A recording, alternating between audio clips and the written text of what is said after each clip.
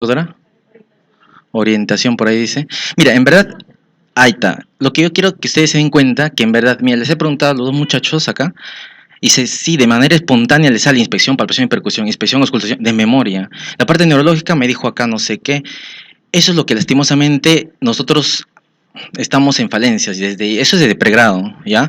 Entonces vamos a tratar de enfocarnos y entender algunas cosas más precisas, ¿ya?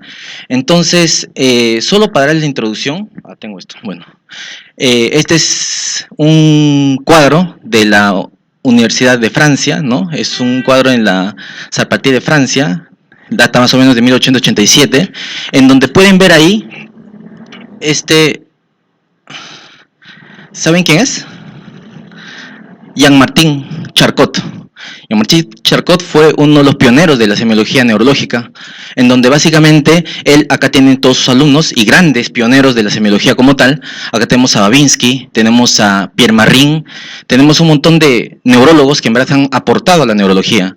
Entonces, mira, acá están evaluando a una paciente, ¿sí? Con una epilepsia catatónica, me parece que ha tenido, ¿sí? Ahí lo está sosteniendo, si mal no me equivoco, fue Barré.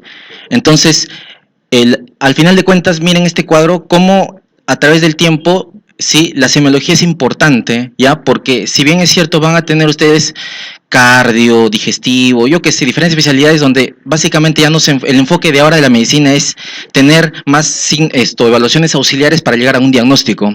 La neurología no, chicos. La neurología es una de las especialidades donde la evaluación neurológica es importante y te da el enfoque, te da la localización de la lesión. Terminando esta charla, quiero que ustedes todos sepan, básicamente, dónde está la lesión. Si ustedes han aprendido eso, las preguntas son recontra fáciles. Primera neurona, segunda neurona, es lo más importante, con sus diferentes matices. Es lo más importante y por favor, quiero que me pregunten, porque si no preguntan, la charla no va a ser bien aprovechada. Bueno, son 6 partes. La evaluación neurológica consta de 6 partes importantes, ¿sí? La evaluación de la conciencia, pares craneales, ¿sí? La evaluación de la función motora, evaluación sensitiva, ¿sí? Lo que es coordinación y marcha y evaluación de signos meningios. Eso lastimosamente hay que memorizar, ¿ya? Y obviamente, ¿por qué no memorizamos? Porque no lo aplicamos. No lo aplicamos. Son de pregrado, internado, pregrado. Entonces, creo que a estas alturas el nivel de competencia está subiendo, ¿ya?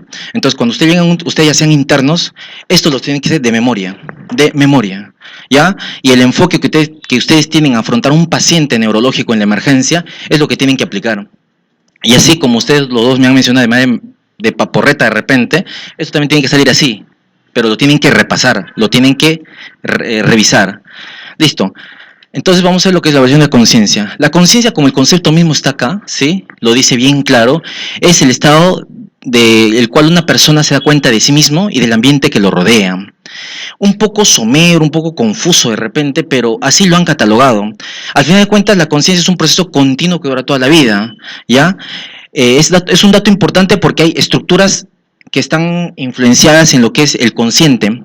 Ya lo que es, por ejemplo, el estado del despertar está dado principalmente, pregunta CTO, ¿sí? Por el tallo cerebral, ¿sí? Por el tallo cerebral, y esto va a comprometer a estructuras del sistema reticular activador ascendente y estructuras talámicas mediales, ¿ya? Si ustedes le preguntan, por ejemplo, ¿sí? El estado de despertar, ¿ya? Residentado del 2014, el estado de despertar de las siguientes estructuras, ¿cuáles están influenciadas?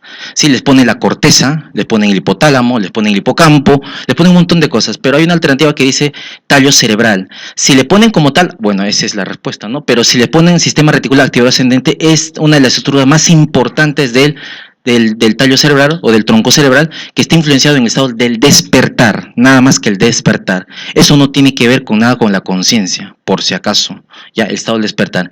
Y el estado cognoscitivo o de alerta está dado por la corteza cerebral y los núcleos subcorticales. Por lo tanto, un paciente, una persona, ustedes están sentados todos acá, al estar prestando atención, obviamente están despiertos, yo puedo decir que eso es consciente, ¿no? Pero yo no sé si de todos ustedes todos están conscientes, porque a veces unos están pensando otra cosa, otros están escuchándome. Principalmente la mayoría de ustedes están teniendo la corteza de manera activa, ¿sí? Y de manera todo estímulo que entra por los ojos y se hace consciente, obviamente es a través de este sistema, o sea, el estado cognitivo está presente. Ya entonces, tienen que recordar estos dos conceptos, chicos. Sí, el estado de conciencia está dado por dos estructuras o parámetros importantes, lo que es el tallo cerebral como tal y la corteza y los núcleos subcorticales, ¿sí? Con datos importantes que el estado del despertar está dado por el sistema reticular ascendente y que está en el tronco cerebral, y el estado del cognitivo o de alerta está dado por la corteza cerebral. ¿Ya? Perfecto. Listo. Entonces, cuando hablamos de la conciencia, la conciencia tiene dos componentes importantes, ¿sí? El nivel y el contenido. ¿Ya? Listo. El nivel de la conciencia básicamente está dado y se evalúa bien rápido a través de una escala que todos lo manejamos, ¿sí? ¿Alguien puede recordar qué usamos? La escala de Glasgow. Muy bien, la escala de Glasgow. Entonces, la escala de Glasgow evalúa básicamente el nivel de la conciencia, ¿ya? Vamos a hablar más adelante de todo eso.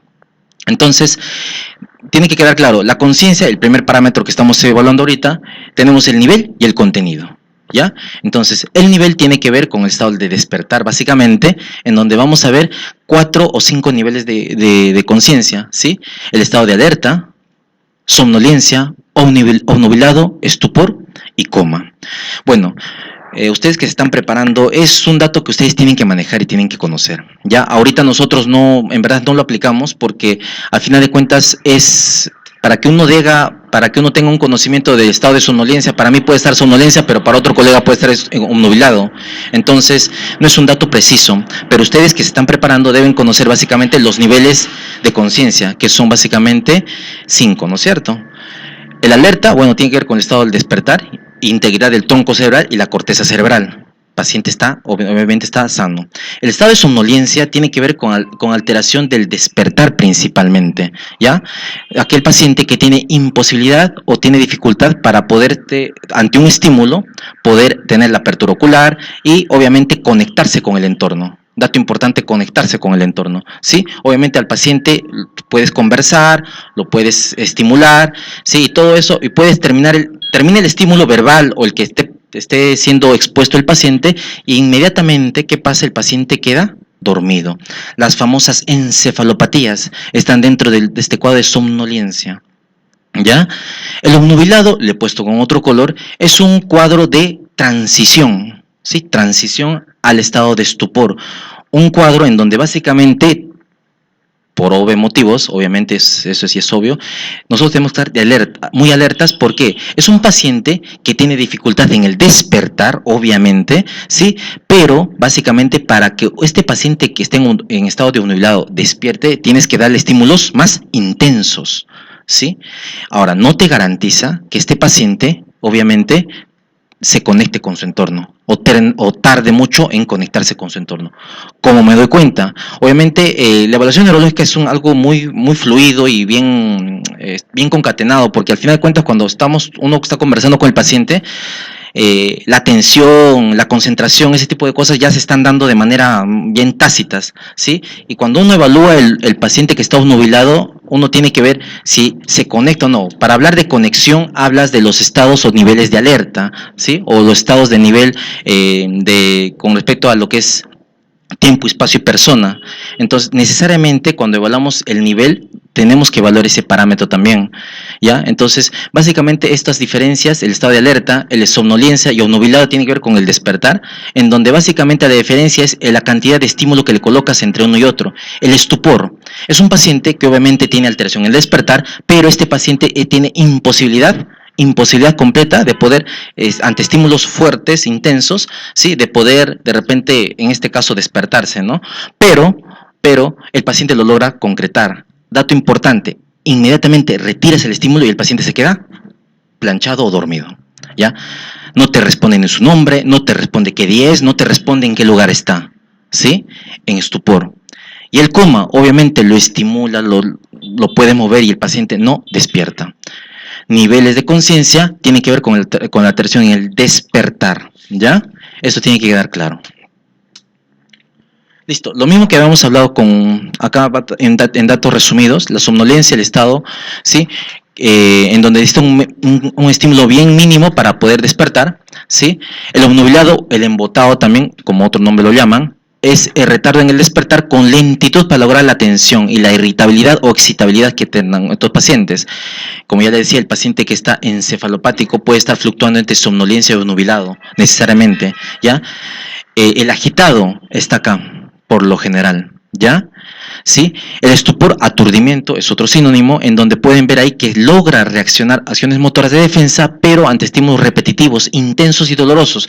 Quitas el estímulo y el paciente se queda dormido, ¿ya? Completamente. Y el coma, sueño profundo, el paciente no despierta, ¿ya? Por lo general, cuando hablamos de coma, doctor, ¿cuánto de Glasgow este paciente tiene? Por lo general, ¿ah? 3. ¿Alguien dice otro dato? ¿Ah? ¿Ah? 7-3. ¿No te escucho? De 7-3. 7-3, muy bien, específicamente, menor a 8. Perfecto, muy bien, pregunta. Sí, la mayoría falla a veces. Sí, un dato importante, cuando hablas de coma y hablas de Glasgow, ¿sí? Te hablan básicamente del puntaje, independientemente de que pueda ser valorado, que no, te hablan de puntaje, entonces te hablan de menor a 8. Y menor a 8 básicamente 7 para abajo, hasta 3 puntaje máximo. 3 a 15 es el Glasgow. Perfecto, muy bien, doctor. Listo. Un diagrama básicamente que les interesa a ustedes, ¿sí? En los estados del nivel del despertar, en lo que es el nivel de la conciencia, ¿sí? Despierto, alerta. El estado de delirium o confusional agudo es un dato que ustedes van a escuchar muy frecuente en la emergencia, cuando hagan sus rotaciones, ¿sí?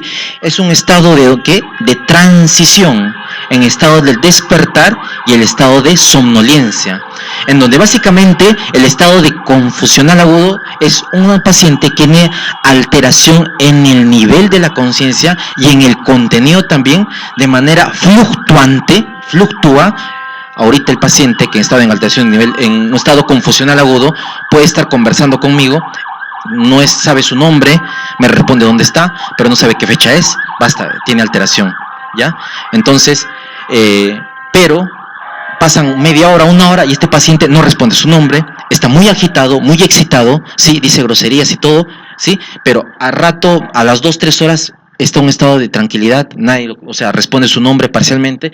Estos estados fluctuantes y con alteración brusca del nivel, con alteración del contenido, y del contenido, ¿cuál se altera precisamente en estado confusional agudo? La tensión, ¿sí? Hablas de un estado confusional agudo, es un estado de transición entre el despertar y somnolencia. Y los demás, lo que ya hemos visto nosotros, somnolencia, obnubilado, estupor y coma.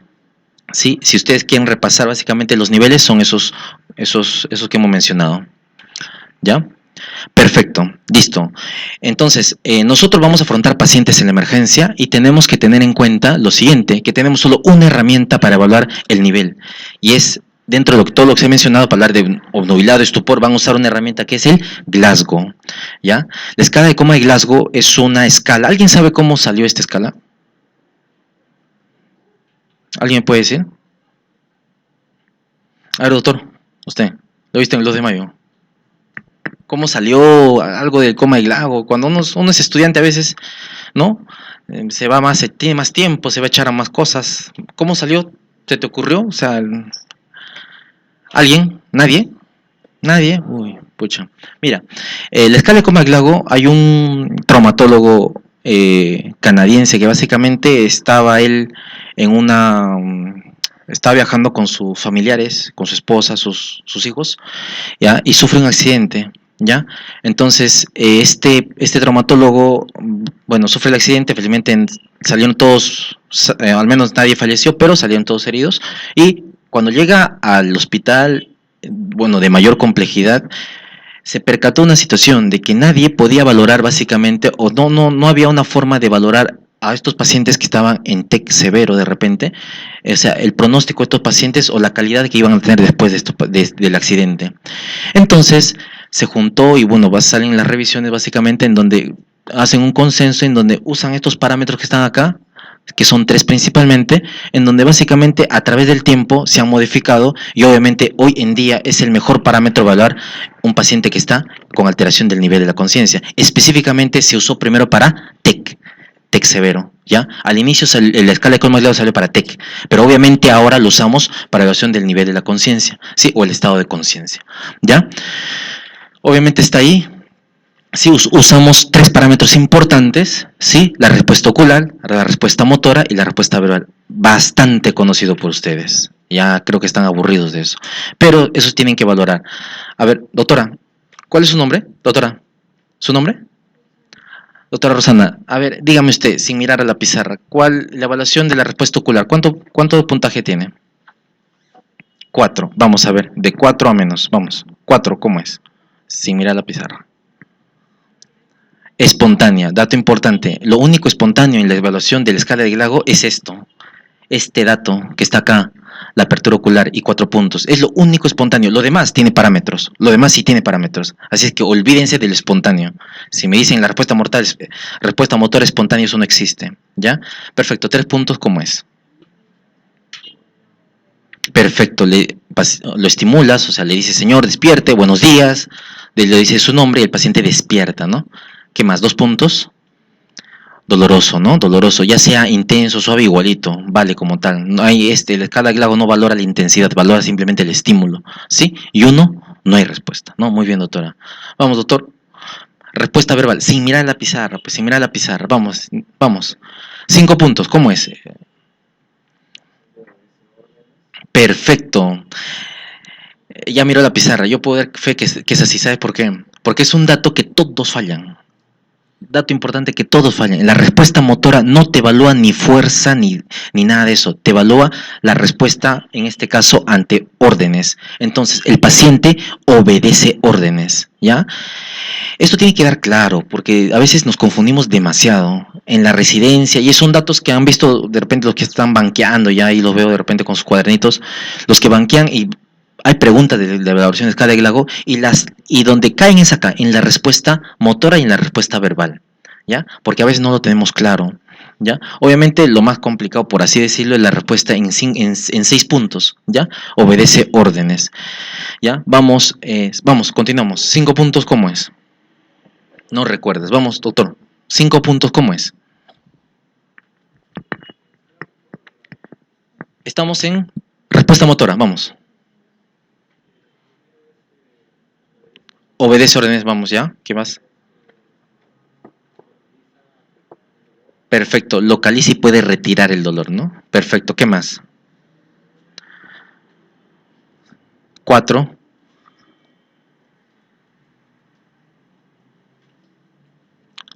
Si localiza, retira el dolor. Perfecto. Al estímulo doloroso. Ya. 3, 2 y 1 es más fácil. Vamos. Lo estimulas y ¿qué pasa? Flexión de decorticación, muy bien. 2 puntos, flexión o extensión de descerebración, y 1 punto, no hay respuesta. Muy bien, entonces, algo que tienen que saber con la escala de la respuesta motora en la evaluación del coma de Glago, ¿ya? Que lo 1 en la puerta motora, acá 6 puntos obedece órdenes, ¿sí? Órdenes simples, chicos, ¿sí? Señor, buenos días, levante su mano derecha, abra la boca, cierre los ojos, más que suficiente. O te acercas al paciente, pones tu mano, obviamente, apriete la mano. Órdenes simples, órdenes simples. ¿Por qué les digo esto? Porque, a ver, vamos a ver. Doctora, ¿cuál es su nombre? ¿Ah? ¿Jeroma? Germa, ya, listo. A ver, dime, un paciente con Guillain, ¿han visto alguno? ¿Saben qué es el Guillain-Barré? ¿Alguien ha visto un Guillain-Barré en sus rotaciones? ¿Alguien ha visto un Guillain-Barré alguna vez? El Guillain-Barré es una enfermedad, bueno, es una enfermedad, ¿sí? De la segunda neurona, en este caso, ¿sí? Los nervios periféricos, en donde el paciente bruscamente tiene una cuadriparesia ascendente. Primero una paraparesia ascendente, una debilidad ascendente, ¿sí? Que puede tomar las 4 extremidades. El paciente es netamente motor, ¿ya? Pero la sensibilidad está conservada. Por lo tanto, este paciente sienten que lo toca, este paciente no suele hacer escaras porque dice pues que le duele, entonces hay que estar cambiándole posición. Otra cosa, si obviamente no mueve las 4 extremidades porque hace una cuadriparesia, una cuadriplejía, ¿sí? Y estos pacientes obviamente se mueren porque así como va ascendiendo el malestar, el proceso, los músculos del diafragma básicamente se paralizan y estos pacientes hacen insuficiencia respiratoria aguda y se mueren, chicos, se mueren, ¿ya? Es cuando van a ir a los hospitales, vean, buscan, hay un montón de pacientes, ¿ya? Y esto lo vemos en el hospital todos los días. Un paciente con cuadriplegia, ¿cuánto de respuesta motora tendrá? Es un paciente que está despierto, sabe su nombre, te conversa muy bien, está un poquito disfónico, o sea, no puede hablar, pero tiene una cuadriplegia, no mueve las 4 extremidades, síndrome de Guillain-Barré, ¿ya? ¿Cuánto de respuesta motora le pone ese paciente? Doctora. 1. ¿Alguien que me diga otra cosa? ¿O alguien que quiera saber un dato más? Un paciente que está despierto, dice su nombre, sabe la fecha, pero tiene una cuadriplegia. ¿Ah? Vamos. ¿Cuánto de respuesta motora? Sí, claro, ¿qué tal?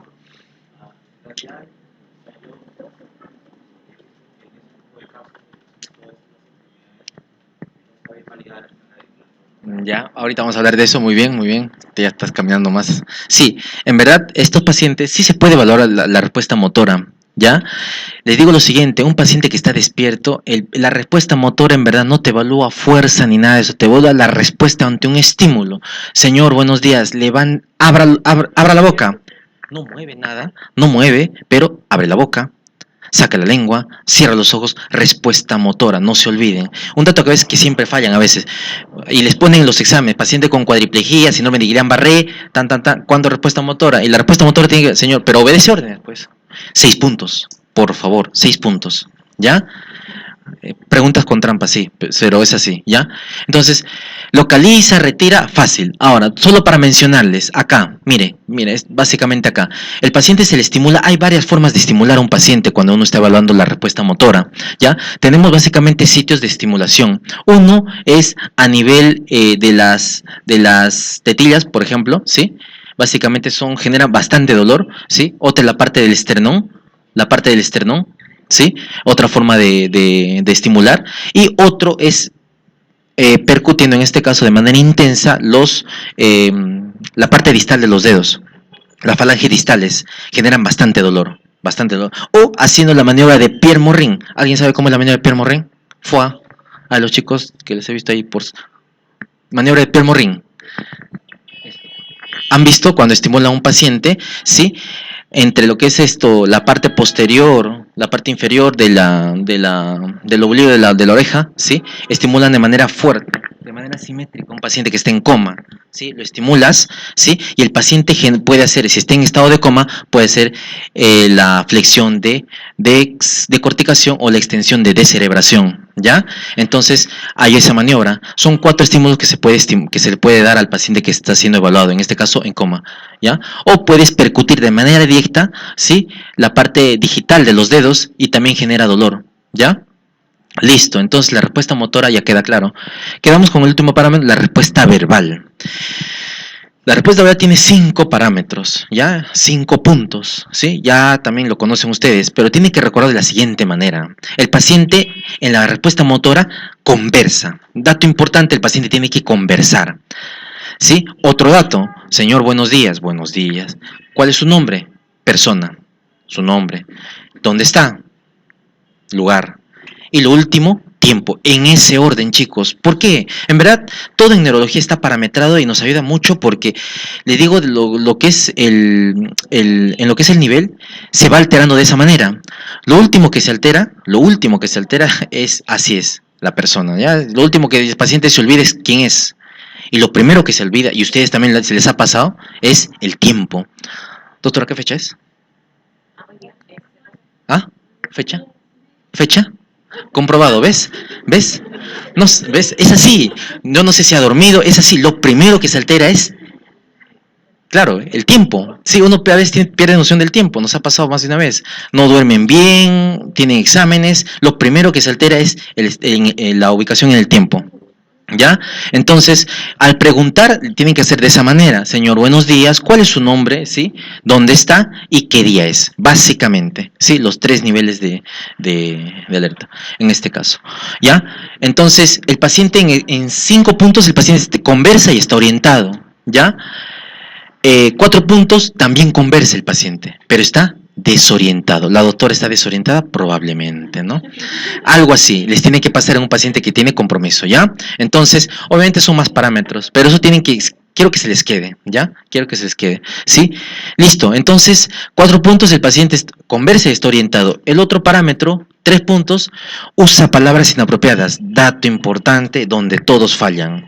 Justamente lo he puesto, bueno, lo han puesto de manera muy estratégica en la parte final, la respuesta motora de lo que es esta tablita, porque justamente en la respuesta verbal es donde todos fallamos, no evaluamos bien, porque es un dato importante catalogar a un paciente si tiene un GLAGO 8 o tiene un GLAGO 12 o tiene un GLAGO 5. ¿Ya? Ahorita les voy a decir por qué. ¿Ya? Entonces, utiliza palabras inapropiadas. A ver, vamos a preguntar por acá. Doctora, ¿qué quiere, más o menos, qué se le ocurre por palabras inapropiadas? Incoherentes. Doctora, también lo he visto con el 2 de mayo. Perfecto, no guarda relación con lo que está preguntando. El paciente agitado, señor, buenos días, ve, ¿no? Otra cosa, señor, buenos días, sí, mi mamá está viniendo. No guarda relación con lo que tú le estás preguntando. Al no guardar relación con la respuesta que tú quieres, en este caso, tener, ¿sí? Obviamente puedes catalogar como tal, usa palabras inapropiadas. El paciente agitado que viene a la emergencia, de todas maneras, en la respuesta verbal, tiene 3 puntos. ¿Ya? O sea, no guarda relación con lo que tú le estás preguntando. Buenas tardes, te puede responder otra cosa, que los caballitos, un montón de cosas, ven, ¿ya? 3 puntos. Y los últimos 2, básicamente es bien fácil. Sonidos incomprensibles, ¿sí? Al estímulo dolor, obviamente, ¿no? Señor, buenos días, ¿no? Está balbuceando su nombre a veces, ¿sí? Y 1, no hay respuesta. Listo, les decía que la respuesta verbal es un dato que tienen que aprender a repasar, lo tienen que repasar y lo tienen que evaluar muy bien, porque al final de cuentas es donde es lo primero que se altera. De estos 3 parámetros, pregunta de examen, en la valoración de escala de GLAGO, ¿cuáles son los componentes que más tempranamente se alteran? Respuesta verbal. La respuesta verbal es uno de los parámetros que primariamente se altera en un paciente encefalopático, en un paciente que tiene sepsis, en un paciente que tiene infección, en un paciente que tiene alteración estructural, tumor, sangre en la cabeza. ¿Ya? Dime.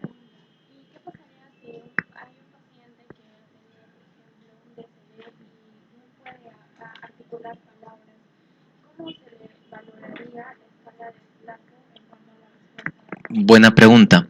Ya, en un paciente que está disfónico o afónico, un paciente que tiene disartria severa, ¿ya? La respuesta verbal, ¿te conversa?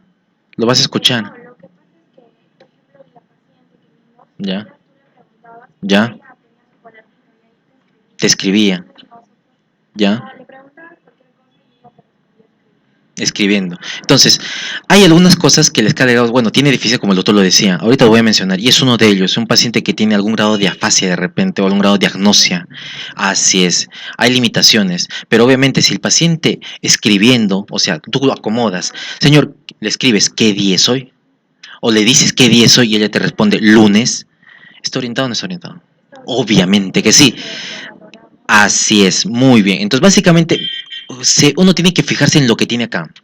Sí, va a haber situaciones múltiples, como que dice la autora, sí que tiene una hemiplegia, pero puede escribir y no puede articular, por ejemplo. Ahorita vamos a hablar de eso, ¿ya? Perfecto, buena. Entonces, el último parámetro en alterarse, ¿alguien sabe? Apertura ocular, perfecto, muy bien. Entonces, el primer parámetro que se altera en la respuesta, en la evaluación de campo de Glago, es la respuesta verbal. Y lo último, la respuesta ocular, ¿ya? Entonces, es un dato que tienen que saber. Listo.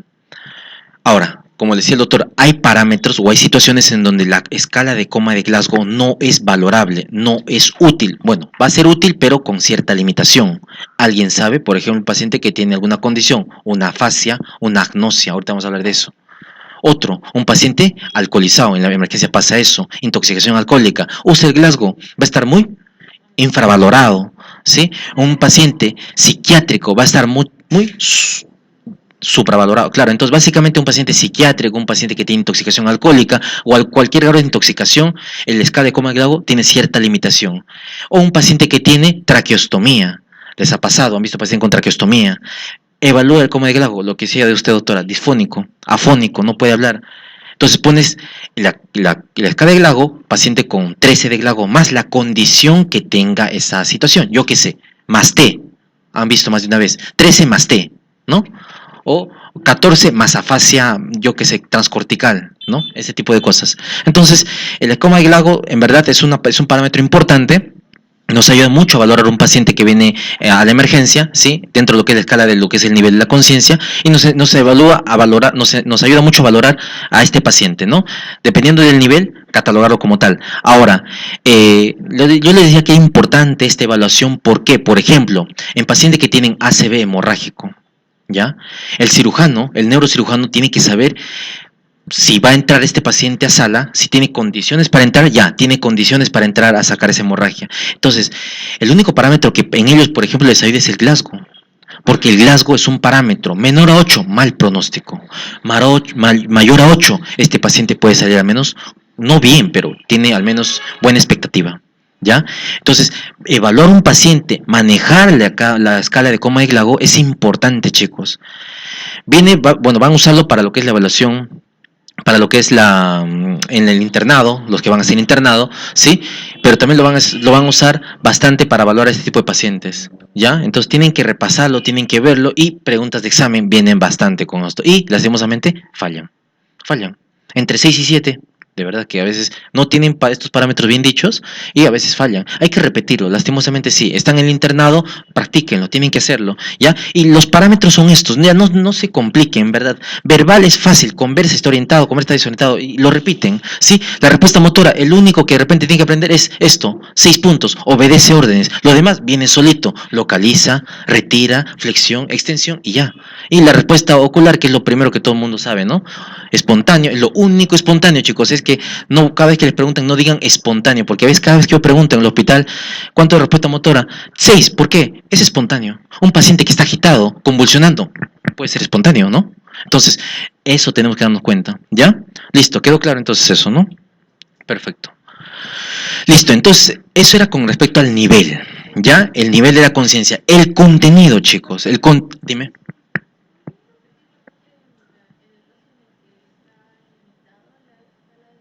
Ya, claro, y entonces, la escala de Glago tiene algunas limitaciones, como ya lo he mencionado. Estas limitaciones son pacientes intoxicados, paciente con intoxicación alcohólica, paciente con intoxicación con benzodiazepinas, cualquier tipo de intoxicación que compromete el nivel, obviamente, y no sepas la sustancia, independientemente de que lo sepas o no, órganos fosforados y todo eso, sí, está limitada la evaluación del coma de Glago. Otro, pacientes alcoholizados, intoxicación alcohólica, no les ha pasado, ¿no? Bueno, en fin.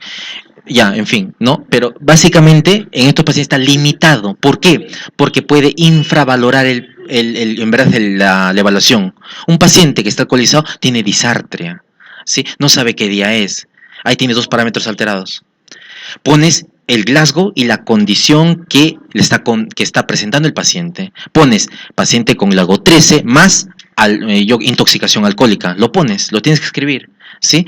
Paciente con 12 puntos, 12 sobre 15, más T o tubo en T, yo qué sé, la condición que está presentando el paciente, más 13 puntos, 11 puntos, ha pasado paciente con afasia motora, el paciente te entiende, te comprende, no puede articular, ¿sí? Pones la condición que está limitando, ¿ya? Muy bien, doctora. Listo. Vemos, el contenido de la conciencia, un poquito más... No tedioso, ¿ya? Es lo que ustedes tienen que saber al final de cuentas, ¿sí? El contenido de la conciencia, estos parámetros que ven acá, van a valorar lo que es la atención, la orientación, el lenguaje, el cálculo, las gnoxias, la concentración, memoria, juicio, autocrítica, la abstracción y las praxias. ¿Qué será eso, no? Bueno, les explico un poquito. Todos estos parámetros que están acá, y con respecto al contenido, tienen que ver con funciones mentales superiores. ¿Ya? Entonces, de estos parámetros, la atención tiene que ver, como tienen en su concepto ahí bien claro, con la capacidad de la persona de fijar, ¿sí?, la atención ante un estímulo, ¿no? yo qué sé, fijar la mirada, fijar la atención ante un estímulo externo, en este caso, ¿ya? La concentración tiene que ver, que está dentro de lo que es la atención, la concentración es la capacidad de permanecer ante ese estímulo, darle esa atención, ¿sí? De manera prolongada e interrumpida, ¿ya?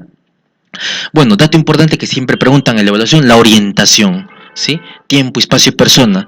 En cada pregunta, por ejemplo, cuando uno evalúa orientación, chicos, tiene que evaluar dos parámetros de lo que quiere decir. Por ejemplo, en persona, nombre y edad, ¿sí? Tiempo, fecha y año, por ejemplo, ¿ya? Lugar. ¿A alguien se le ocurre? Así es, datos generales, distrito, ese tipo de cosas. Dos, tiene que ver dos, que no sea complicado, ¿ya? Listo. Entonces, con esas dos, basta que el paciente tenga alterado de manera repetitiva en 3 oportunidades la orientación. Por ejemplo, la doctora le preguntó, doctora, ¿qué fecha es hoy? ¿Ah? ¿10 de julio? ¿De qué mes? Perfecto. Ya como que atendió, se despertó y ya sabe, ¿no? Entonces no voy a decir que está desorientada, está orientada, ¿ya? Entonces básicamente, por eso repito la evaluación. Cuando uno evalúa orientación y está conversando con el paciente, repito la evaluación, ¿ya? Entonces, ahora quiero que presten atención a esto. Lenguaje. ¿Qué es el lenguaje? Es una función mental superior, parte del contenido de la conciencia. Pregunta de examen. La evaluación del lenguaje, ¿sí? En un paciente que está, le ponen un montón de cosas, pertenece a la evaluación del nivel de la conciencia, del contenido de la conciencia. Ambas no se puede evaluar. Obviamente del contenido de la conciencia, ¿sí? Y el lenguaje tiene que ver con una función mental superior. Todos de acá son funciones mentales superiores, por si acaso, ¿ya? El cálculo fácil lo hacen en la evaluación del mini mental, que vamos a verlo más adelante, ¿sí? Es básicamente hacerle repetir al paciente de manera muy repetitiva, ¿ya? En este caso, depende del nivel de escolaridad que tenga el paciente, hay que adaptarnos. Acá en Perú sí hay que adaptarnos, pero a veces la evaluación te dice que usas 100 menos 7, menos 7, menos 7, o 100 menos 3, menos 3. Eso está estandarizado, chicos. Lo han usado, tienen que hacerlo para que a ustedes se les quede. Entonces, usas esa escala de manera retrospectiva, ¿no? 100 menos 7 o 100 menos 3, 5 veces o 5 escalas, ¿ya? Si el paciente no repite más de 2, la evaluación es positiva en este caso, ¿ya? Listo. ¿Qué son las agnoxias? ¿Alguien sabe? ¿Alguien sabe? Doctora, de lentes que está por acá. Doctora, usted sí. ¿Su nombre cuál es? Sí, usted, sí. ¿Ah? Lisbeth. Ivette.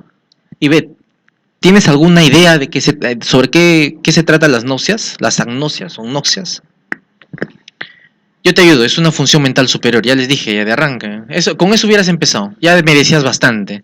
O sea, no están atentos, ¿ves? Básicamente eso, lo estoy explicando porque no les voy a preguntar algo que no saben, ¿no? O sea, es una función mental superior, doctor, ya está. Yo lo completo, sí, evidentemente que sí. Pero tiene que ver, obviamente, con la abstracción ante un estímulo. Por ejemplo, hay agnosias. La agnosia se va a presentar, es la dificultad de la persona, en este caso del paciente, ¿sí? De poder reconocer, ¿sí? De poder visualizar o de poder escuchar, ¿sí? El estímulo que está siendo expuesto, pero que el paciente no tenga alteración motora, cortical o estructural que condicione una alteración que pueda de repente motora o sensitiva. Me explico en castellano, ¿ya? Un paciente que evidentemente no tiene déficit motor, ¿ya? No tiene déficit sensitivo tampoco, ¿ya? Pero por OB, señor, cierra los ojos, le pongo un peine en la mano, ¿cómo se llama esto? No sabe. Pero no tiene déficit motor, porque si un paciente tiene déficit motor, ¿sí? ¿Han intentado? ¿Han visto paciente con déficit motor? ¿Sí? ¿Han visto? Creo que sí ven en la emergencia. Colócale cualquier objeto en la mano. Si tiene déficit motor y sensitivo, no lo va a poder ni siquiera agarrar, uno. Y si tiene sensitivo, no lo va a poder apretar. Por lo tanto, ese paciente no tiene agnosia, pues, ¿no? Obviamente tiene un déficit motor, ¿no? Tiene una lesión de vía piramidal y ese tipo de cosas.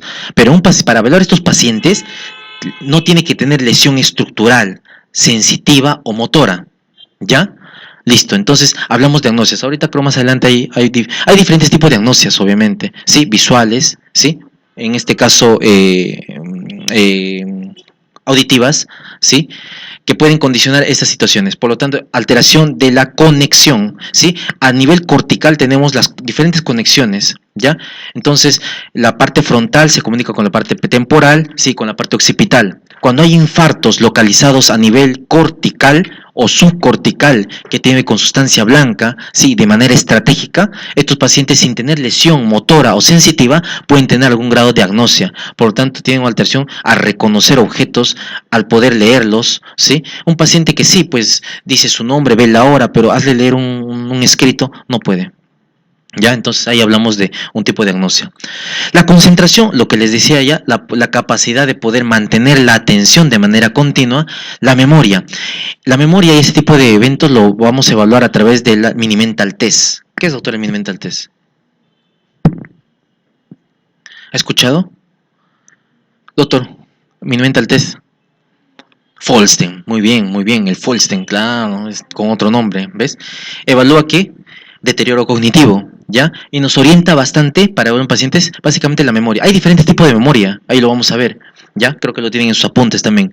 El juicio y autocrítica, la capacidad de valorar o reconocer situaciones extremas o situaciones complicadas a un paciente. Tiene que ver con lo que es el lóbulo, la corteza derecha, la corteza izquierda, o sea, tiene que una integración más compleja, ¿ya? Juicio de autocrítica, la abstracción, ¿ya? Lo mismo, capacidad de poder reconocer, básicamente, o, por ejemplo, le das situaciones al señor, por ejemplo, le dices al paciente, ¿en qué se parece, por ejemplo, el ferrocarril con la bicicleta?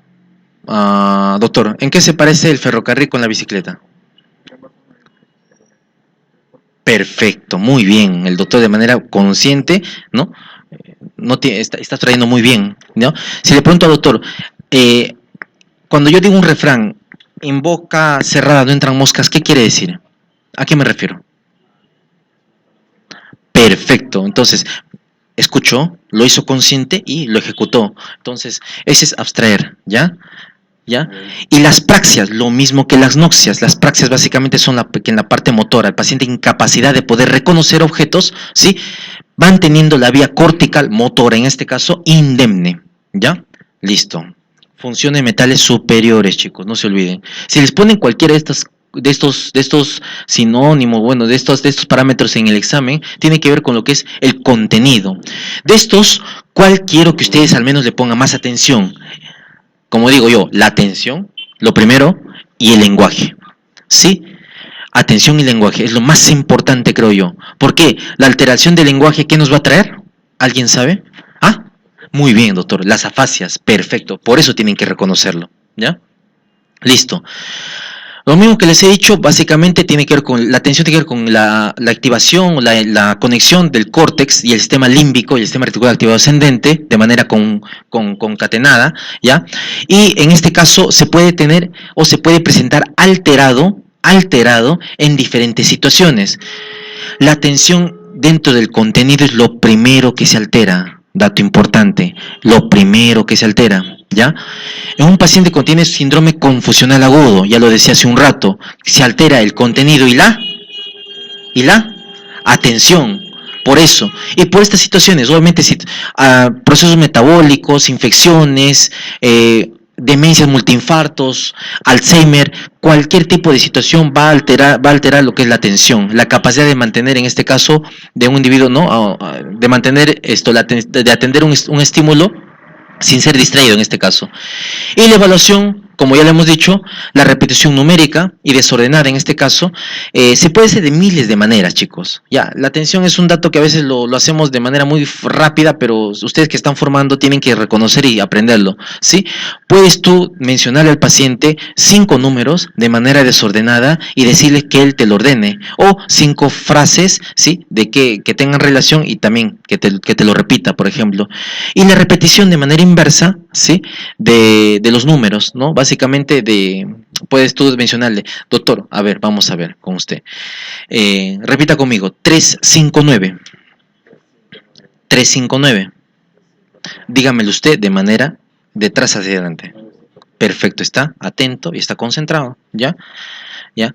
En un rato le voy a preguntar, Ya, no, sí, porque eso es parte de la evaluación. Muy bien, doctor. Perfecto. Entonces, básicamente se hace de esa manera, ¿ya? Entonces, tienen que estar al tanto de eso. Perfecto. La memoria, hay diferentes tipos de memoria, ¿ya? La memoria es una función mental, ¿sí?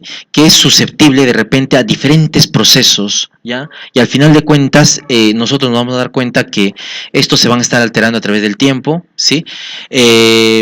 Son las habilidades de poder, las habilidades mentales que utiliza diferentes sistemas del cerebro. Básicamente, si uno me dice, doctor, ¿dónde está la memoria? No sé, de verdad, no sé. Porque la memoria tiene que ver con la integración de la corteza cerebral en diferentes situaciones. Por ejemplo, ustedes que están ahorita atendiendo, bueno, eso espero, ¿ya? Están atendiendo, están despiertos al menos, ¿sí? Están fijando, se están concentrando y están escribiendo. Bueno, algunos están haciendo garabatos, pero es así, ¿ya? Entonces, para hacer eso, primero, el lóbulo temporal tiene que estar al tanto porque está escuchando, está procesando información. Pasa al lóbulo frontal, ¿sí? La parte ejecutiva, ¿sí? Se hace consciente toda esa información y baja, ¿sí? Baja a través del sistema límbico y todo eso y se ejecuta. Y lo puedes concentrar. Y hacen un circuito, el famoso circuito de Papez, ¿no? Circuito de Papez, que la información llega al hipocampo y en el hipocampo se fija. ¿Sí? Todos ustedes que están estudiando y que repiten, hay diferentes formas de estudiar. Todos hacen circuito de Papez. ¿Alguien se acuerda del circuito de Papez, más o menos? Lo de San Marcos, Cayetano, San Martín, Ricardo Palma, nada. San Juan. Listo, entonces, es un circuito que tiene que integrar básicamente la información en el hipocampo, ¿ya? ¿Sí? Lo fijas, ¿sí? Primero, la información, la vía aferente visual, entra por los ojos, obviamente, ¿sí? Llega a la parte occipital del cerebro, ¿sí? Ahí pasa un montón de procesos, neurotransmisores básicamente, ¿sí? Y pasa al lóbulo temporal, para poder procesar y ese tipo de cosas. La información, si es visual, se integra, porque nosotros, todos me miran, todos ven la pizarra, pero esa integración, porque al final de cuentas, vamos a ver más adelante, la información sí viene de manera separada, pero se junta en un geniculado, ¿ya? Entonces, dependiendo del tipo de información, ¿sí? Va a agarrar diferentes partes del tálamo, donde se va a integrar. Al final de cuentas, esa integración se va a hacer consciente. Cuando se hace consciente, la información se fija, chicos. Por lo tanto, ustedes que estudian bastante, si la información no se fija, lo han aprendido, lo han paporreteado. ¿Sí? Pero si es consciente, lo repites, ¿sí? Y lo ejecutas, ahí cierras todo el circuito y la integración, ¿y dónde se acumula la información? El hipocampo. El hipocampo. Ahorita no conocemos tanto el hipocampo. Antes lo hablamos de manera muy somera, el hipocampo. ¿Dónde está el hipocampo? Doctora, ¿dónde está el hipocampo? ¿En qué lóbulo? Temporal, muy bien, temporal. Perfecto, temporal. La parte mesial temporal, ¿no? Famoso, siempre conocido por ustedes. Listo. Ya. Con respecto al tipo de memoria, hay diferentes tipos de memoria. Pues la memoria episódica es momentánea, corta, precisa, ¿ya? La que, por ejemplo, la típica, van a ir al examen, adrenalina full, ¿sí? Tienes que memorizar ese cuadro, tienes que memorizar, si no, jalas. Memoria episódica, por momentos nada más, ¿sí? Si esto se repite, puede durar hasta años, dicen, pero por lo general no es así. ¿Ya? La memoria semántica almacena conocimiento tipo conceptual, lo que todos ustedes hacen al repasar y al estudiar, ¿sí? Y se le pide al paciente, ¿cómo se puede explorar? Bueno, básicamente pedirle quién fue el primer presidente del Perú, qué color es el león, cosas abstractas, para ver cosas aprendidas a través del tiempo, ¿ya? ¿Cuál es la diferencia entre un peine y un tenedor? Cosas que lo han aprendido de manera consciente o inconsciente, pero lo han aprendido. Ahorita si a la doctora le pregunto, ¿qué es apoptosis, doctora? Perfecto, ya de manera automática, ¿no? Entonces, básicamente lo aprendí. Entonces, la memoria semántica, que es una memoria de aprendizaje, se guarda a través del tiempo, ¿ya? ¿Ya? Y básicamente hay situaciones que se pueden afectar y por lo tanto nosotros en neurología usamos bastante, ¿sí? Cuando hay las famosas encefalitis herpéticas o el Alzheimer, ¿ya? Entonces, en una encefalitis que tiene alteración en la atención, principalmente la atención, esta memoria semántica se pierde. Dato importante, ¿ya? Se pierde. Entonces, de los tipos de memoria que pueden existir en un paciente que esté encefalopático, en un paciente que está con una infección del sistema nervioso central, ¿qué tipo de memoria se altera? La memoria semántica, la memoria aprendida, ¿ya? Listo. La memoria procedimental tiene que ver con áreas suplementarias motoras de los núcleos de base y el cerebelo, la integración de todos estos. Hablan de la función del nivel del consciente precisamente y es automática. Por ejemplo, cuando uno maneja bicicleta, bueno, si lo has aprendido nunca más te olvidas. ¿Eh? Los que manejan carro acá nunca más se olvidan, de verdad que es así, nunca se olvidan. ¿Ya? Entonces es una memoria procedimental, ¿sí? Procedimental. Tiene que ver, y hay una enfermedad donde básicamente se altera esto, que ¿cómo se llama? La enfermedad de Parkinson. Parkinson, ¿ya? Entonces, pregunta, ¿la Alzheimer qué tipo de memoria se alteraba? La memoria semántica, ¿sí? De aprendizaje. Y en el Parkinson, con la ejecución, como no ejecuta y tiembla, ¿no? La memoria procedimental. Y básicamente hay estructuras en el Parkinson que se afectan, ¿sí? ¿Cuál es, doctor? ¿Qué se afecta en el Parkinson? ¿Qué sustancia? Perfecto, la sustancia negra. Listo, entonces, ¿dónde tenemos sustancia negra? En el mesencéfalo, en la protuberancia y en la corteza, no se olviden. ¿En qué parte? Bueno, al final de cuentas, en la parte medial tenemos un poco de sustancia negra. Entonces, es por eso que el Parkinson en sí no es una enfermedad netamente de la sustancia negra, de la protuberancia. Es una enfermedad que tiene que ver con la corteza, la subcorteza, los núcleos de la base, ¿sí? Y el tronco encefálico. ¿Ya? Listo. Memoria de trabajo, lo que ustedes hacen todos los días, funciones ejecutivas centrales, tiene que ver, tiempo de almacenamiento es segundos y minutos, ¿ya? Y ahí usan diferentes áreas, la de Broca, de Wernicke, ¿sí? Las visoespaciales o las asociativas que tienen con la parte prefrontal principalmente, donde ustedes ejecutan información, ¿ya? Recordar números, objetos, por ejemplo, todo eso con la evaluación de lo que es la memoria de trabajo. ¿Ya? En verdad no hay mucha alteración sobre lo que es la memoria de trabajo, al final de cuentas lo que tienen que repasar son estos dos, y en preguntas he visto, básicamente CTO, ¿no? He visto esto, lo que es la memoria semántica, lo que es Alzheimer, y lo que es la memoria procedimental en el Parkinson, ¿ya? Listo. Entonces, bueno, la abstracción tiene que interpretar refranes, ya se los dije hace un rato, el juicio, autocrítica, situaciones de analizar, visualizar, ¿sí? Y establezca una conducta. Por ejemplo, un paciente que está demenciado, chicos, la juicio y autocrítica está alterado. Un paciente que tiene alteración, alteración mental tipo esquizofrenia, alteración de la personalidad, ¿ya? Entonces, estos pacientes tienen alteración en el juicio de autocrítica, por lo general, ¿ya? Entonces, cuando a un paciente, por ejemplo, que tiene manía aguda, ¿han visto un paciente maníaco? Los que han hecho psiquiatría, ¿han visto? ¿Quién dijo sí? ¿Tú? ¿Cuál es su nombre, doctora? ¿Ah? Xiomara. ¿Cómo es un paciente que está en manía aguda? ¿Has visto? ¿Qué tipo de manía tenía tu paciente? Bipolar. ¿Alguien sabe qué es bipolar?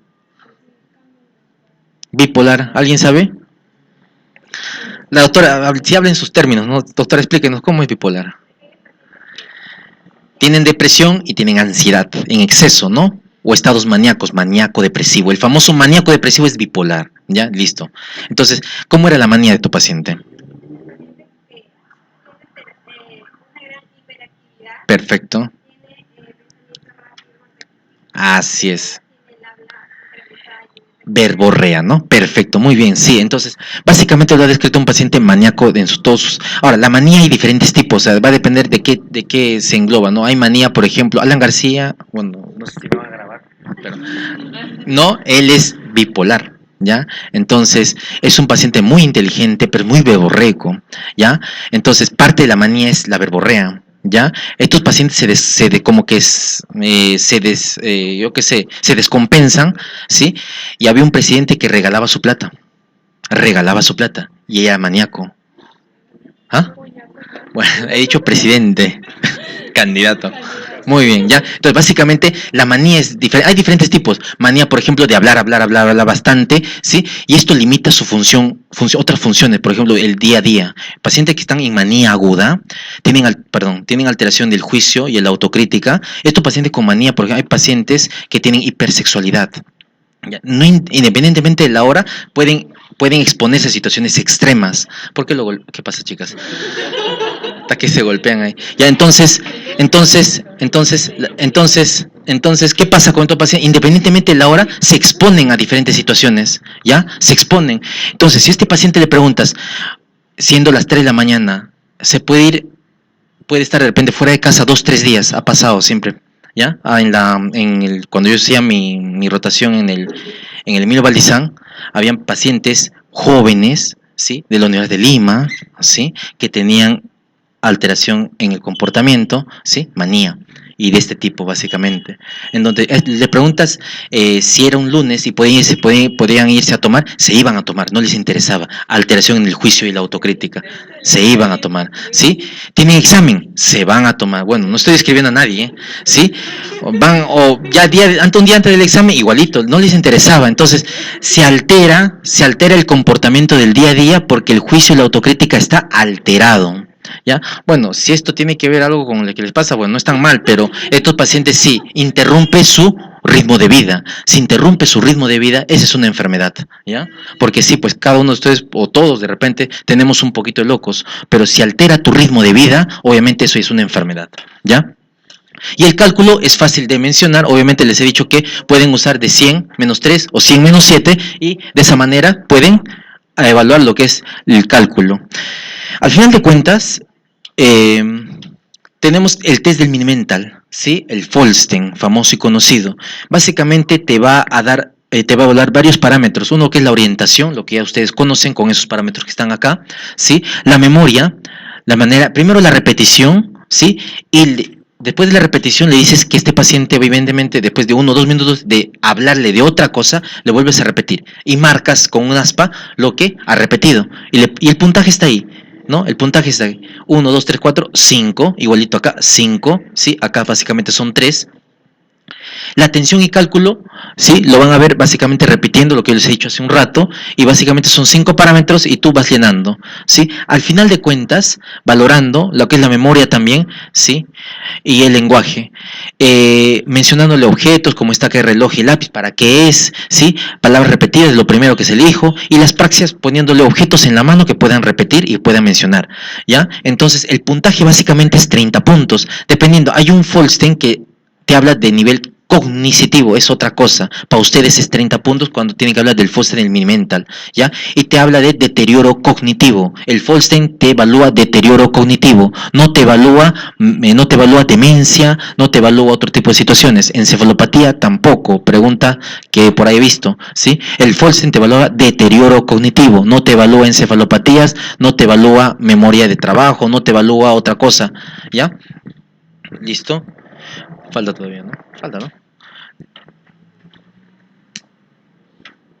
Listo, y la comprensión del lenguaje tiene que ver, y al final siempre van a ver esta figurita, lo del paciente lo tiene que hacer, ¿sí? El Minimental es una escala ya que está normada, ya está estandarizada, en donde básicamente les digo y les repito por 50.000 veces que te evalúa deterioro cognitivo, ¿ya? Y el puntaje máximo es 30 puntos, ¿ya? Listo. El contenido, bueno, hablamos del lenguaje. Un dato importante donde sí nos vamos a detener un poco más, ¿sí?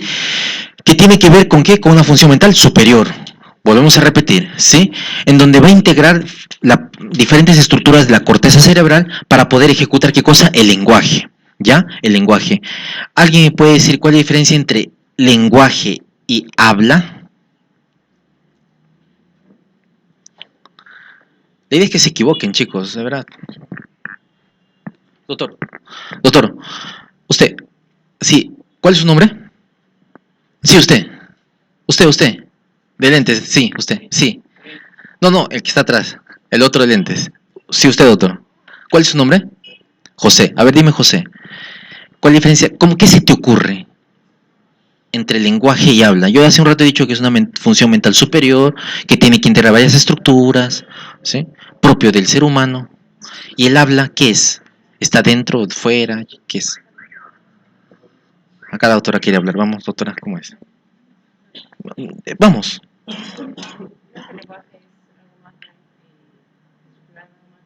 Global, integral, ¿ya? Innato del ser humano. ¿Y él habla? También.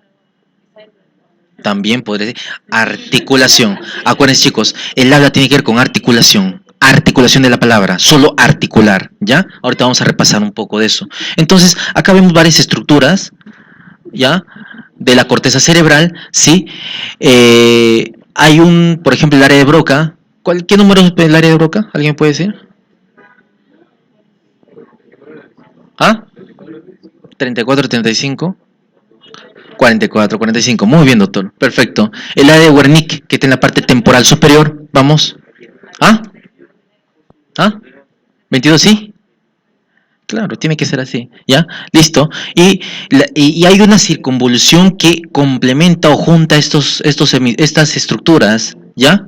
¿Cómo se llama? El giro.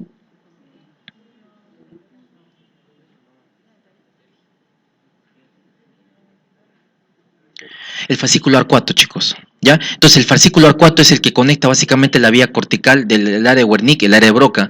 Pero esto es para que ustedes conozcan, porque en verdad, con respecto a las estructuras de lo que es la corteza, hay más cosas, pero para que ustedes tengan claro básicamente estas situaciones, ¿no? Área de Broca, área de Wernicke, el, el circuito arcuato es el que conecta esas estructuras. Y cuando hay alteración en este circuito que conecta, vamos a ver las famosas afasias transcorticales. Así es, afasias transcorticales. Cuando hay deterioro o alteración en áreas específicas de esta corteza, ¿sí? De Broca, de Wernicke, obviamente vamos a tener estas alteraciones, ¿ya? Entonces, ¿cómo evaluamos el lenguaje? Algunas cosas para que sepan nada más, ¿sí? La corteza cerebral tiene 4 categorías funcionales principalmente: el córtex sensitivo, que es post-rolándica; el pre-rolándica, la parte motora; el córtex de asociación unimodal, que tiene que ver con lo que es la parte parietal alta; y el córtex de asociación multimodal, con lo que es el juicio, autocrítica, con lo que es la integración, tiene que ver con lo que es el cuerpo calloso, que integra básicamente las dos estructuras, con lo que es hemisferio derecho y hemisferio izquierdo, ¿sí? Ahora, dime. Corteza bilateral, ¿ya? Corteza bilateral, ¿ya? Ahora, el hemisferio dominante para todos, ¿cuál es? ¿Derecho o izquierdo? ¿Ah? No depende, chicos. Es una pregunta bien dada. ¿Doctor? Izquierdo, izquierdo. El hemisferio dominante es el izquierdo, ¿ya? Y en los zurdos, lo mismo, ¿ya? Es igual, salvo que solo es un porcentaje muy pequeño, en donde básicamente el 25% de los zurdos que son netos es en el hemisferio contralateral, ¿ya? En el derecho, ¿ya?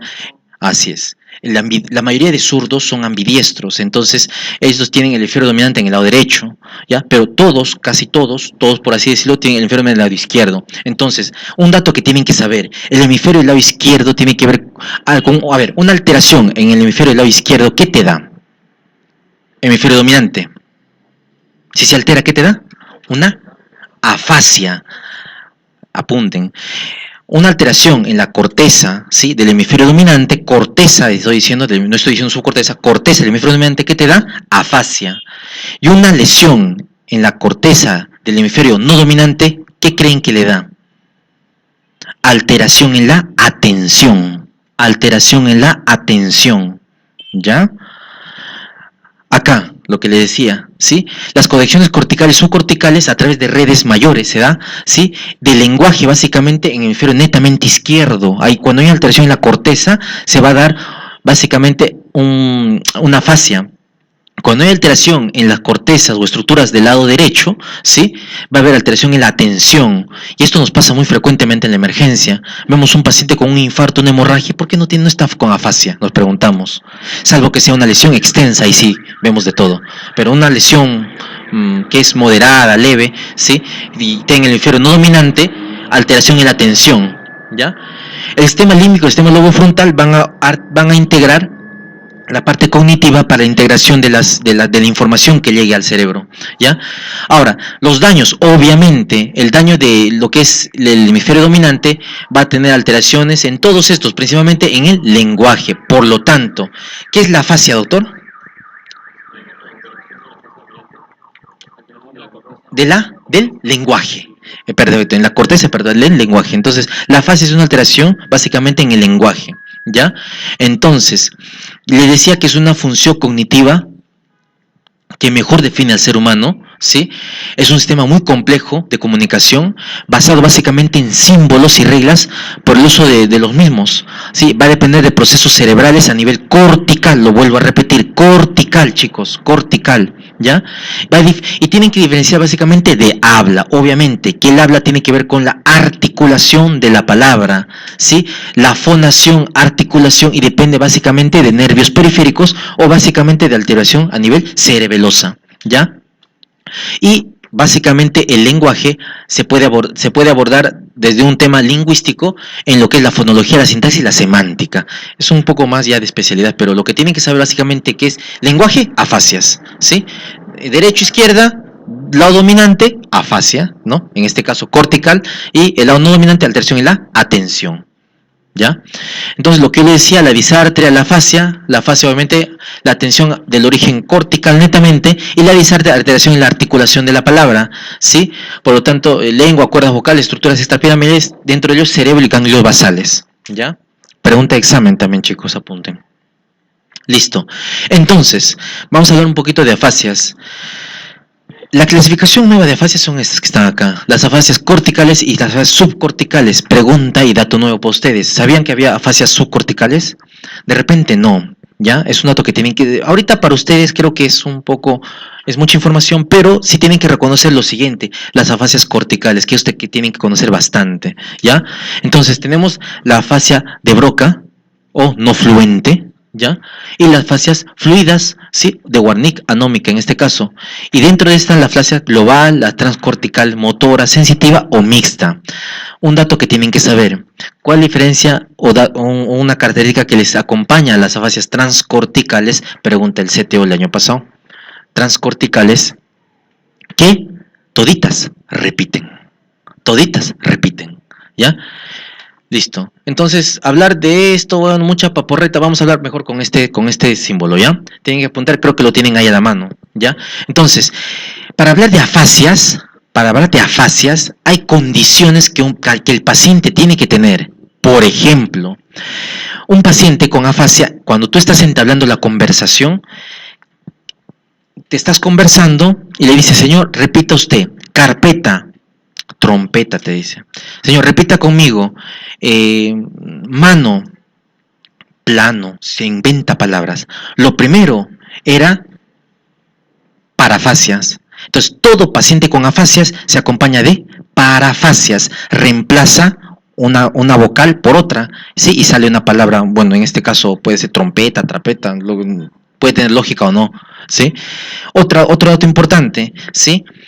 Este paciente reemplaza y usa nuevas palabras, ¿sí? ¿Cómo se llama eso? Neologismos. Por lo tanto, un paciente con afasia que lo estás evaluando tiene que tener una parafasia o un neologismo netamente, ¿ya? Y después te irás a evaluar lo que es el lenguaje, ¿sí? El lenguaje, evalúas esto, la fluidez, la comprensión y la repetición. Por lo tanto, todo paciente que tiene afasias o cualquier grado de afasia, ¿sí? Tiene que tener, ¿qué cosa? Neologismos o parafasias, ¿no? ¿Sí? Y cuando uno va a comenzar a evaluar, tiene que evaluar la fluidez, la comprensión y la repetición. ¿Ya? ¿Se entiende hasta ahí? ¿Sí? Listo. ¿Cómo evalúo la fluidez? Doctora, usted, ¿sabe una idea cómo evalúo fluidez? Dentro de todo lo que hemos mencionado, básicamente. ¿Qué se le ocurre? Perfecto. Entonces, la primera, cuando uno afronta un paciente, cuando uno está hablando con el paciente, lo primero que hace es eso, se acerca, ¿sí? Y básicamente confronta al paciente. Entonces, de esa manera sabe su nombre, su edad, y ahí está, de manera indirecta, está evaluando la fluidez. Alguien alguna vez me preguntaba, doctor, ¿cómo evalúo fluidez? Y el paciente hablaba muy bien, ¿no? Ya te está diciendo su nombre, ¿no? Básicamente es eso, y lo vuelves a repetir, Entonces, si un paciente, y catalogas a tu paciente, ¿no? ¿Es fluido o no es fluido? Si es fluido, pasas al siguiente renglón. Sí, el siguiente renglón es la comprensión. ¿Y cómo evaluábamos comprensión? A ver, ¿a quién se le ocurre ya con todo lo que hemos dicho? Primero, obviamente que te escuche, y obviamente la vía está auditiva y visual tiene que estar indemne, ¿sí? Otro, derecha con izquierda, fácil, capta la señal y puede integrar, ¿sí? Señor, levante su mano derecha, levante su mano izquierda, una forma de evaluar. Otra forma, le muestras dos objetos distintos y le mandas una orden, va a ver si entiende. Señor, con la mano izquierda toque el reloj, y le presentas un reloj y le presentas un lapicero y el señor tiene que agarrar el reloj. Y una tercera respuesta, ¿sí? Puedes darle una orden un poco más compleja. Siguiente nada más. Señor, con la mano izquierda doble el papel, póngalo encima de la mesa y de repente alcánceme cualquier otro objeto. ¿Ya? Entonces, 3 órdenes un poco complejas para ver si este paciente tiene una comprensión adecuada. Y sigues tu diagrama, ¿sí? Pasas a fluidez, este caso este paciente era el fluido, ¿sí? Comprensión, comprendió, sí comprendió, y pasa a lo siguiente, la repetición. La repetición, ¿sabe alguien cómo se evalúa la repetición? Doctora. Perfecto, claro, está atenta. Listo, entonces 3 palabras. Carpeta, casa, árbol, el que tú quieras, ¿sí? Si repite, repitió, ya está, fácil, no es tan difícil. Cuando estos 3 parámetros obviamente están bien evaluados, vas a tú tener un algoritmo en donde básicamente cada parámetro, dependiendo de la alteración, va a estar concatenado a eso. Por ejemplo, dato, el paciente tiene buena fluidez, buena comprensión y buena repetición. ¿Un paciente normal? No, obviamente, porque yo les dije, un paciente que tiene afasias tiene que tener netamente ¿qué cosa? Parafasias o neologismos, de todas maneras, o algún grado de anomia. ¿Qué quiere decir? El paciente no puede nominar necesariamente. 3 condiciones importantes para hablar de un paciente afásico. Evaluar afasia, chicos, es bien complicado a veces, nos tardamos un montón de tiempo. Es importante porque le damos pronóstico al paciente. Y hablar de un paciente que tiene afasia de Broca, afasia de Wernicke, cada uno tiene un pronóstico distinto. En el tiempo y en la evolución tiene un pronóstico distinto. Y es importante, obviamente, si está afásico o está agnóstico, no es un dato importante. Ya, entonces, obviamente, para empezar, les decía que tiene que ir alteración primero, tiene que ir parafasias, neologismos o algún grado de anomia. Segura, y inmediatamente vas a evaluar la fluidez, la compresión y la repetición. Este paciente aparentemente era fluido, comprendía y repetía, pero tenía anomia y neologismos, que es una afasia anómica. Afasia anómica. Fluidez, comprensión y repetición conservada, pero con neologismos o parafasias, o anomia, una afasia anómica. Lesión a nivel de la circunvolución, ¿en qué lado? Obviamente el lado dominante. Cortes el lado izquierda, ¿sí? Circunvolución frontal ascendente, por ejemplo, ¿no? La afasia anómica. Vamos, este paciente tiene fluidez, comprende obviamente derecha-izquierda, reloj con lapicero, y la repetición. El paciente, en este caso, repite, en el paciente no repite. Mira, era fluido. Bueno, señor, bueno, ¿cómo estás? Nos ha pasado en la emergencia un paciente que nos han traído pacientes, bueno, que tienen hábitos nocivos, en este caso, consumen drogas y ese tipo de cosas, y a veces dicen que se está haciendo, parece. ¿Por qué? El paciente por momentos es fluido, te habla y te conversa, sí, comprende derecha con izquierda, pero señor, repita, carpeta.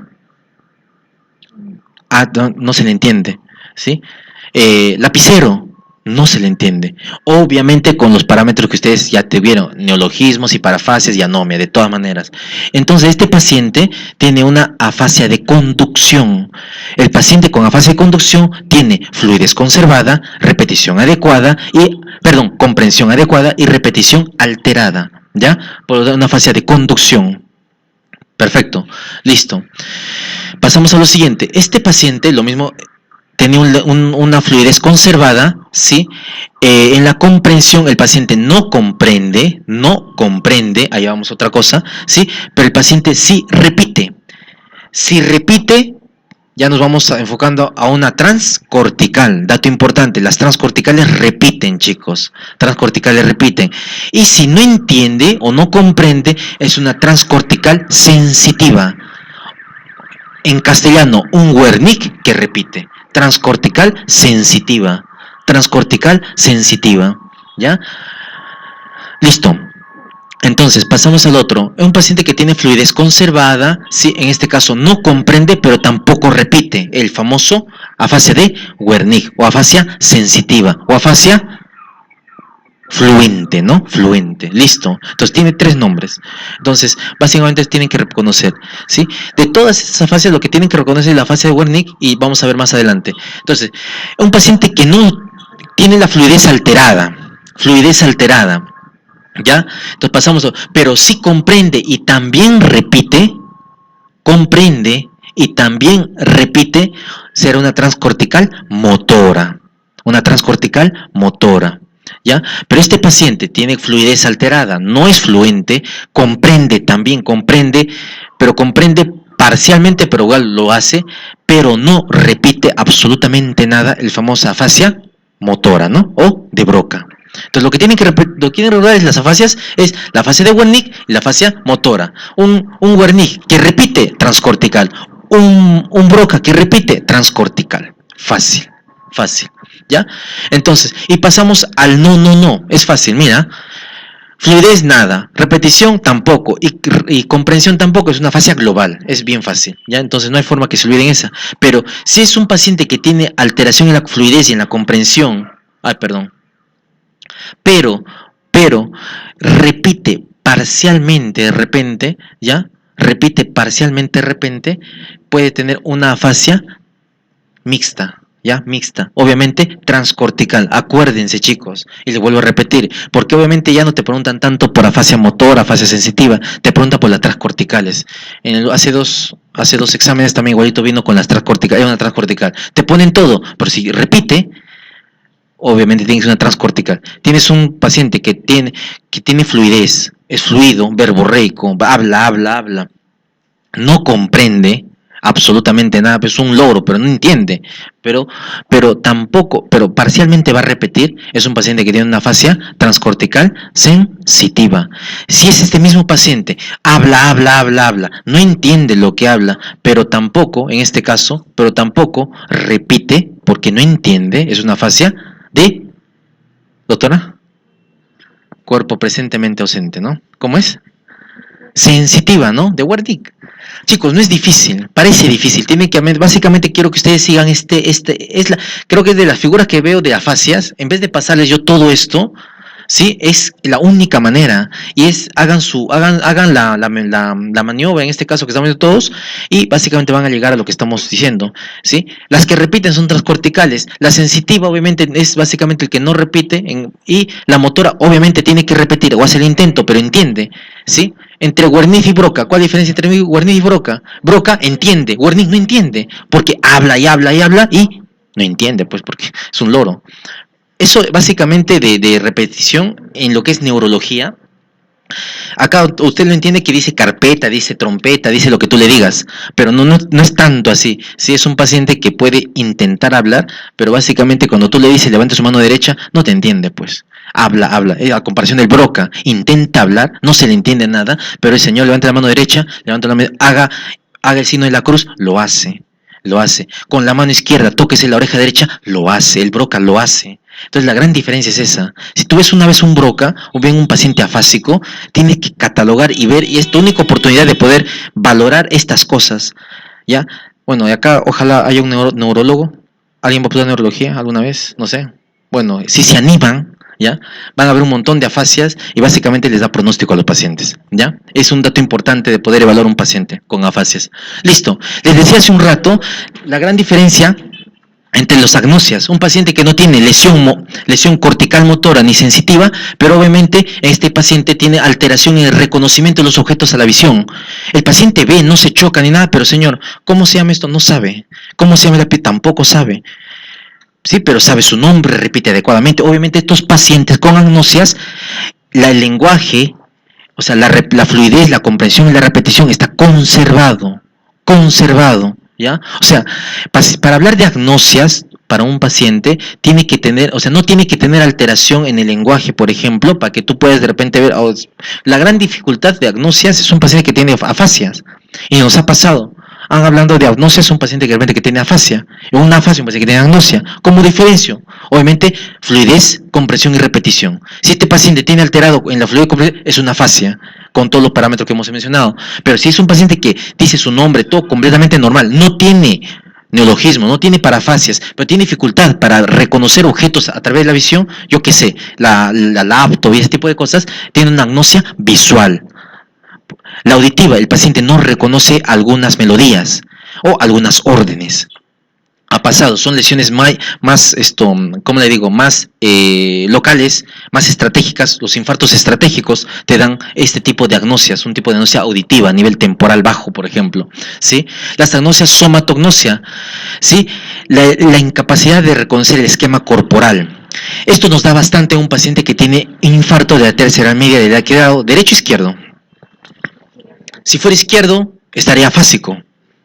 Puedes conversar con el paciente, tiene que ser del lado derecho, ¿ya? Entonces, un paciente que tiene infarto de la tercera media del lado derecho tiene agnosia somatognosia, alteración de la visualización del esquema corporal. Estás conversando con el paciente, te habla muy bien, pero no es consciente que su hemicuerpo del lado, en este caso del lado izquierdo, no funciona. No es consciente de eso. Son pacientes muy interesantes para nosotros, pero en verdad es una situación un poco compleja, ¿ya? Y la agnosia o estereognosia es reconocimiento de objetos mediante el tacto, lo que ya se había dicho. Les pones al paciente un objeto, la parte motora, les repito, está bien, la parte sensitiva está muy bien, pero no puede reconocer el peine, el lapicero, tiene una o sea, estereognosia, ¿ya? Les van a venir las preguntas también, ese tipo de cosas. La somatognosia, incapacidad de reconocer el esquema corporal. Paciente con infarto de arteria cerebral media, ¿de qué lado? ¿Derecho o izquierdo? Vamos. Derecho, perfecto. ¿Sí? Y la agnosognosia, la alteración en la negación del lado paralizado. Él te rejura y te dice que no está mal, o sea, su hemicuerpo de ese lado está muy bien. Tiene que ver con algo cortical, consciente, no reconoce, no tiene que ver que, señor, vamos a hablarle un poquito, que está mal, que no reconoce simplemente. Pero en el lapso del tiempo, obviamente, se va estructurando todo eso y va, al final de cuentas, esta agnosia desaparece y obviamente sí sabe que ese lado está paralizado. Todas estas agnosias aparecen en el estado agudo de un infarto, por ejemplo, cortical del lado derecho, ¿no? Listo. La prosopagnosia es una capacidad del paciente o la incapacidad del paciente de reconocer ¿qué?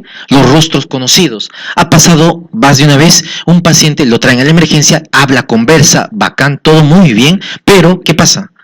No puede reconocer ni al papá ni a la mamá, ¿sí? O no puede reconocer a los hijos. Ha pasado, ya pasó más de una vez. Está loca, no sé qué, tiene 3, 4 días, le tomas una tomografía, un infarto a nivel cortical. ¿De qué lado? ¿Derecho o izquierdo?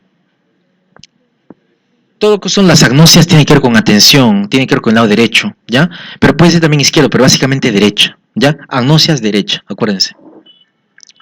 Pregunta, vamos, a ver.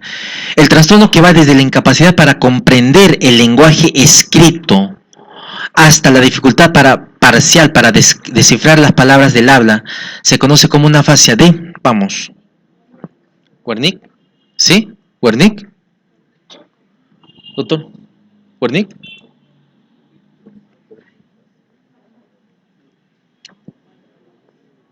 Mira, pero acá no entiendo, bueno, no sé si estoy siendo claro. Trastorno que va desde la incapacidad para comprender el lenguaje escrito, ¿ya? Agrafia en este caso, hasta la dificultad para descifrar las palabras del habla. No entiende. Tanto fluidez, no comprende, claro, no repite, ¿ya? Obviamente de manera global, es una pregunta un poco compleja, pero tienen un minuto para contestarla y no pueden equivocarse, ¿ya? Entonces una fascia global, ¿ya? Una fascia global. Tienen que darle o sea, acá le dicen con otros nombres, pero en fin de cuentas, con lo que les he dicho, básicamente tendría que quedar claro. Por ejemplo, acá ¿qué le faltaría si, por ejemplo, tendría que ser una transcortical?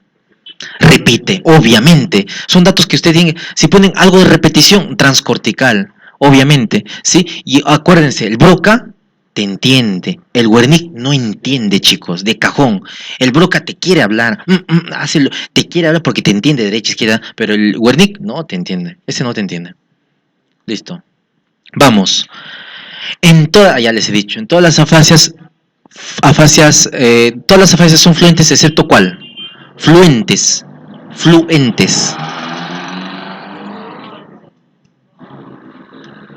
A ver, muy bien, doctora, muy bien, muy bien. Te hablan de fluidez, ¿ya? De repetición, fluidez. Entonces, acá no te ponen nada más de que fluidez. Entonces, la fase nominal obviamente puede tener alteración en la nominación, ¿sí? Puede tener dificultad para la articulación, siendo una fascia también, ¿sí? La fase de conducción va a depender de una transcortical motora, que no repite, ¿sí? Y que entiende parcialmente. La fase de comprensión de Wernicke no entiende el paciente, tampoco repite. Y la fase amnésica, que es un estado transisorio de paso para las afasias sensitivas. Listo. A ver, ¿quién está? A ver, doctor, usted. Usted, sí, discúlpame, sí. Vamos, a ver, un paciente que abre los ojos al estímulo doloroso, ¿cuántos puntos tiene? Vamos. ¿Ah? Abre los ojos al estímulo doloroso, 2 puntos, vamos. Emite sonidos incomprensibles, 2, perfecto. Y al estímulo doloroso tiene una respuesta flexora anormal, 3 puntos. ¿Cuánto tenemos ahí? 7 puntos, ¿dónde está? 7 puntos. Cuando ustedes afronten este tipo de preguntas, la mejor forma de poderlos responder, bueno, puede dar una lectura rápida a la pregunta, pero a medida que tú vas leyendo le vas poniendo un puntaje ya. Tienes ahí tu paciente que abre los ojos al estímulo doloroso, al toque haces tu esquema, haces tu dibujito, lo que tú quieras, y pones los puntajes, 2 puntos. Sí, emite sonido, 2 puntos, ¿sí? Pero flexión de decorticación, 4 puntos, ¿no? 3 puntos, ¿no? Entonces 7 puntos. Es la mejor forma, pero si lo repites, bueno, ya fue. Son 1 minuto perdido. Listo. Acá vamos a ver. Doctora, ¿cuál es su nombre? Disculpa. ¿Ah? ¿Ah? Dania. Dania, a ver, vamos. Un varón de 18 años que es agredido por un proyectil de arma de fuego en la cabeza. Al examen neurológico, apertura ocular al estímulo doloroso. ¿Cuántos puntos? 2 puntos, vamos. Sonidos incomprensibles, 2 puntos. Y flexión anormal de decorticación. ¿Ah? ¿Cuánto puntaje sería acá? 7. 7, pero se han equivocado en la respuesta, mira, le han puesto 5. El quechua ha fallado, ¿no es cierto? De todas maneras.